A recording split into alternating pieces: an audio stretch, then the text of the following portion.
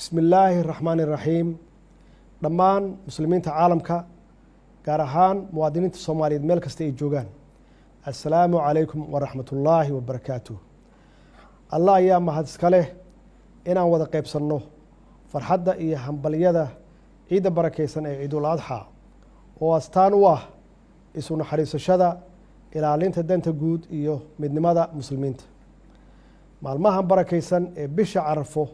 waa maalmo ku weyn diinteenna iyo dhaqankeenna waa maalmo ay kumanaan muslimiin ah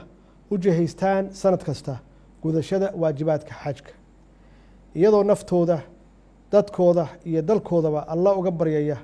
naxariis barwaaqo iyo wanaag oo idil dhammaan xujaydeenna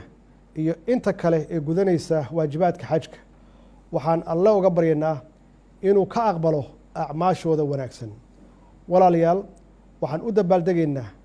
ciidan iyadoo geesiyaasheenna ciidanka qalabka sida ay ka xoreynayaan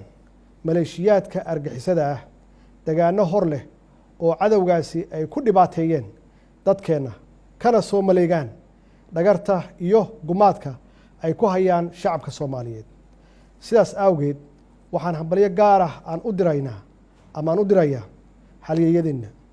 walaalayaal ugu dambeyntii waxaan alla ka baryaynaa in ciidan ciideeda kale uu nagu gaarsiiyo barwaaqo midnimo horumar iyo amni buuxa sidoo kalena uu fadliga maalmahan uu ilaahay ugu naxariisto dhammaan dadkeena naftooda u huray difaaca dalkooda ciidul mubaarak wasalaamu calaykum waraxmatullaahi wabarakaatuh